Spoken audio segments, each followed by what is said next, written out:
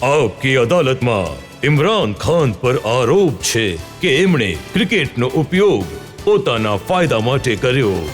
ઇમરાન સાહેબ, એ સાચું છે કે ક્રિકેટે તમને સુપરસ્ટાર બનાવ્યા, જનતાએ તમને ઘણો પ્રેમ આપ્યો, નવયુવકોએ એક રીતે તમને ગોડ ઓફ ક્રિકેટ, ભગવાન સમજ્યા તમને.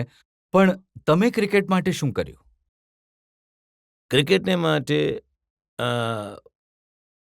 જ્યારે હું પ્લેયર હતો, પ્રયત્ન કર્યા ટીમને જીતાડવા માટે.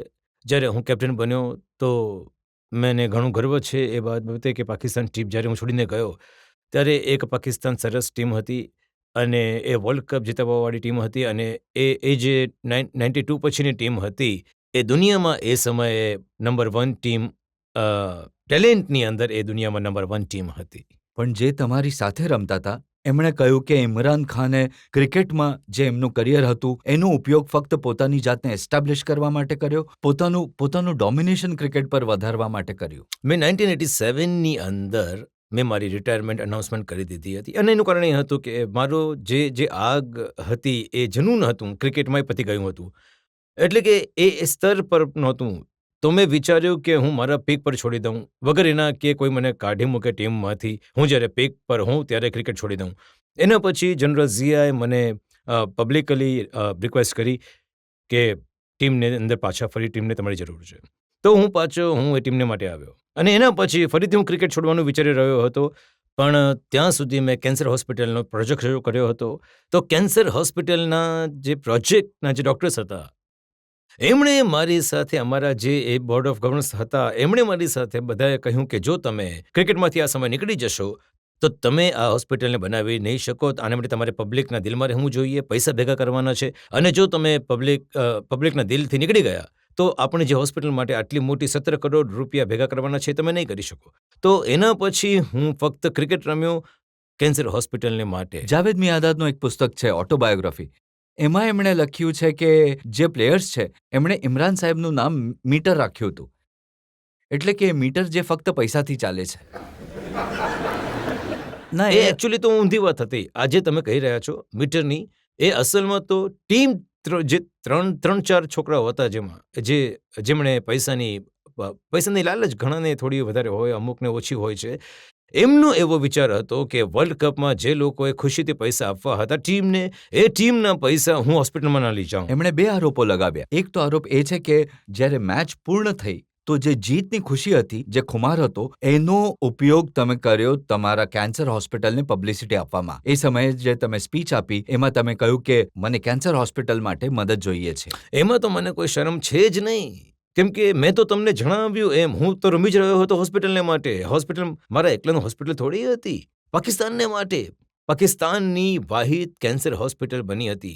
તો એ તો મારા દેશને માટે કરી રહ્યો. તો મને તો એમાં કોઈ શરમ નથી કે આમાં કોઈ પબ્લિસિટી નથી કરી. હું તો બે વર્ષથી પબ્લિસિટી કરી રહ્યો હતો. હું તો જ્યારે કોઈ પ્રાઇઝ જીતતો હતો એને હું મારા હોસ્પિટલ માટે આપતો હતો. એ સમયે ઓસ્ટ્રેલિયામાં 2-3 વર્ષ પહેલાં ક્રિકેટર ઓફ ધ યર બન્યો હતો પાકિસ્તાની ટીમ તરફથી રમવા માટે. તો જાણીને મેં ક્રિકેટર ઓફ ધ યરની જે કારની ઇનામ હતી એ હોસ્પિટલને ડોનેટ કરી અને પ્રોજેક્ટ તમે તમારા અવોર્ડ હોસ્પિટલને ડોનેટ કરો એમાં કોઈને આપત્તિ નહોતી. પણ પ્લેયર્સને એવું લાગ્યું જ્યારે તમે પાછા ફરતા હતા, સિંગાપોરમાં રોકાયા, સિંગાપોરના એમ્બેસેડરે એક ચેક આપ્યો. એ આખી ટીમને માટે ચેક હોવો જોઈતો હતો, તમે એને પણ હોસ્પિટલમાં લગાવી દીધો. જ્યારે મને એનો ખ્યાલ આવ્યો કે ઘણા અમારા રમતવીરો એવું માને છે કે હું ટીમના પૈસાને હોસ્પિટલમાં લગાવી રહ્યો છું, ત્યારે મેં નિર્ણય કર્યો કે ક્રિકેટથી સંન્યાસ લેવાનો. કેમ કે એના પછી મારો ફોકસ તો હોસ્પિટલ જ હતી અને હું તો ક્રિકેટ રમી જ રહ્યો હતો, એવું અનાઉન્સ કરીને રમી રહ્યો હતો કે હોસ્પિટલ માટે છે. તો એમાં તો કોઈ પણ એવું કહેવું કે હું છોકરાઓના પૈસાને હોસ્પિટલમાં લગાવી રહ્યો છું, આવું તો ક્યારે પણ કોઈ સ્થિતિમાં હું નહીં કરી શકું. અને આ જે તમે સિંગાપોરની વાત કરી રહ્યા છો, એમ્બેસેડર અત્યારે પણ છે, હાલ સિંગાપોરમાં નથી, ઇસ્લામાબાદમાં છે. એમણે પૈસા જ હોસ્પિટલ માટે એકત્રિત કર્યા હતા. પણ છોકરાઓ પર ઇમ્પ્રેશન એવી હતી કે એ પૈસા ટીમ માટે. ઘણા છોકરાઓ લાલચી હોય છે અને તેઓ આ પૈસાના ભૂખ્યા હોય છે.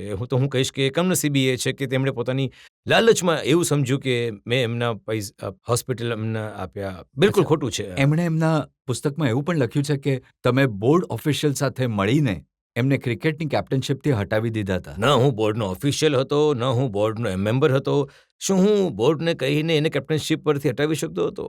આ પણ એક પેરાનોયા હતી. આ એક કમનસીબી એ છે કે મિયાંદાદે આવી વાતો લખી. જો કે મારી સાથે રહીને એમાં અમારી એક ખૂબ સરસ અમારું કોમ્બિનેશન હતું. જાવેદની ઘણી જબરદસ્ત પરફોર્મન્સ હતી ટીમમાં, પણ આવી વાતો લખવી હું ઘણો હેરાન છું કે આવું એક પુસ્તકમાં એક લખ્યું. ઘણી એમને એક સ્પેસિફિક વાત લખી છે કે ઇમરાન ખાને અમારી ટીમને તોડવાના પ્રયત્નો કર્યા. જ્યારે તમે કેપ્ટન હતા ત્યારે તમે એક પાર્ટી કરી લંડનમાં. એ પાર્ટીમાં તમે 3 લોકોને ન બોલાવ્યા, જાવેદ મિયાંદાદને, રમીઝ રાજાને અને સલીમ મલેક. એમને બાદ કરતા આખી ટીમને તમે બોલાવ્યા. જો ને આ પણ એક લઘુતા ગ્રંથિ છે કે આ રીતે પણ કોઈ વિચારે. શૂટિંગ આ રીતે ટીમ તૂટી જાય છે, પાર્ટીમાં કોઈ 4 છોકરો જતા રહે છે, તો કોઈ બીજી પાર્ટીમાં તો ટીમ તૂટી જાય છે આનાથી. પણ તમે આજે માનો છો કે આજના ક્રિકેટર્સમાં, પછી એ હિન્દુસ્તાનમાં હોય કે પાકિસ્તાનમાં, ક્રિકેટર્સનું વધારે ધ્યાન એન્ડોર્સમેન્ટ પર, એડવર્ટાઇઝમેન્ટ પર હોય છે, રમવા પર હોવાની જગ્યાએ? જો કોઈ પ્રોફેશનલ ક્રિકેટર છે તો જો એ એડવર્ટાઇઝમેન્ટ કરી રહ્યો છે, સ્પોન્સરશિપ કરી રહ્યો છે, પણ જો એ પોતાના ક્રિકેટ ઉપર ફોકસ છે તો એમાં કોઈ ખોટું નથી. મને યાદ છે જ્યારે હું પહેલી વાર હિન્દુસ્તાન આવ્યો ક્રિકેટ ટૂરની સાથે, તો મને રિબ ઇન્જરી થઈ ગઈ હતી અને ત્યારે હું મારા એ સમયે સર્વોત્તમ પિક પર હતો, એટલે કે મારી જે સૌથી સફળ ફાસ્ટ બોલિંગ કરી રહ્યો હતો. તો કેમ કે હું રમી નહીં શક્યો, તો મારા પર એવા આરોપો લગાવ્યા કે જનાબ આ મોડી રાત સુધી પાર્ટી કરતી રહ્યો હતો, આની હિન્દુસ્તાન એક્ટ્રેસ સાથે મિત્રતા છે અને ઝીનત અમન સાથે તમારું નામ વગેરે જોડાયું હતું વગેરે. ત્યારે. તો એનાથી મને એટલું હું અચંબિત થઈ ગયો. હું અત્યારે પોલિટિક્સમાં રહીને માણસોને કોઈ પ્રકારની ટીકાઓથી ફરક પડતો નથી, પણ એ સમયે એ દિવસોમાં હું હજી પણ હેરાન થઈ ગયો જે પ્રકારની વાતો લખવામાં આવી કે લોકોએ કહ્યું કે અમે નજરે એને પાર્ટીમાં જોયું કે સવારના 5 વાગ્યા સુધી જાગી રહ્યો હતો, દારૂ પી રહ્યો હતો. મેં જો જીવનમાં ક્યારે દારૂ પીધી નથી. તો આ પ્રકારના આરોપો લાગે છે. સ્પોર્ટ્સમેનને ફેસ કરવું પડતું હોય છે. તમે જ્યારે કંઈક સારું કરો છો, આખી રાત પાર્ટીમાં જાગ્યા કરો, બધું ભૂલી જવાય છે લોકોથી. જ્યારે તમે ખરાબ કરો છો તો પછી તમે કોઈ ખરાબ કામ કર્યું હોય કે ન કર્યું હોય, આરોપો લાગી જાય છે.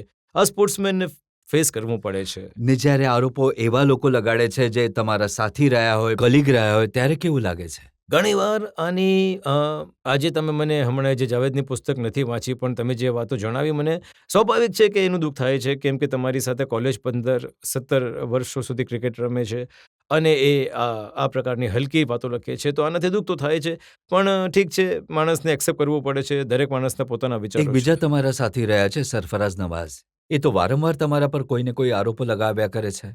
એની જો કુરાન શરીફમાં એક આયત છે, અમારું પુસ્તક જે છે મુસલમાનોની, એમાં એક આયત છે, અલ્લાહે માણસને અશરફુલ મખલુકાત જન્મ આપ્યો છે, એટલે કે બધા મખલુકથી અઝીમ. પણ જ્યારે એ માણસ પડે છે તો એ જાનવરથી પણ નીચે ઉતરી જાય છે. આ જાનવરથી પણ નીચે ઉતરી ગયો છે સરફરાઝ. એના માટે હવે હું આગળની વાત કરું.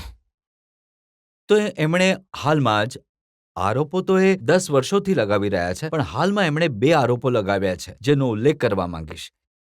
એક તો એમણે કહ્યું કે જેટલા રૂપિયા તમે હોસ્પિટલને માટે એકત્રિત કર્યા, એમાંથી 10 હોસ્પિટલ્સ બની શકી હોત. તમે બનાવી 1 અને 9 ગાયબ.